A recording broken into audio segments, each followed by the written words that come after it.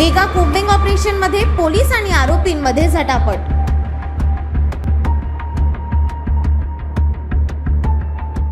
पुणे शहरातील गुन्हेगारी रोखण्यासाठी आता पुणे पोलीस ॲक्शन मोडवर आलेले आपण नेहमीच पाहतो। मात्र गेल्या 2 दिवसांपूर्वी जसं कॉम्बिंग ऑपरेशन झालं होतं त्याच पद्धतीने कोम्बिंग ऑपरेशन जे आहे आता सुद्धा संपूर्ण पुणे शहरात सुरू आहे। एकूणच हे कोम्बिंग ऑपरेशन कसं सुरू आहे ते व्हिडिओच्या माध्यमातून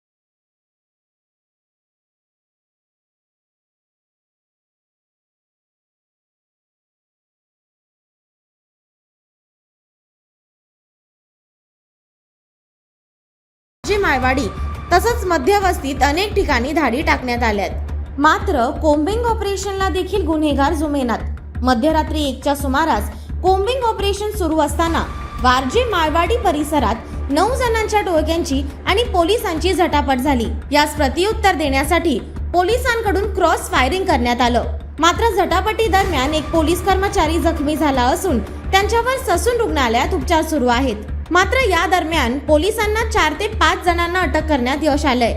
त्यामुळे पोलिसांच्या कोम्बिंग ऑपरेशनमुळे गुन्हेगारीला आळा बसेल आणि नागरिकांना टोळक्यांच्या दहशतीतून सुटका मिळेल अशी अपेक्षा व्यक्त केली जाते।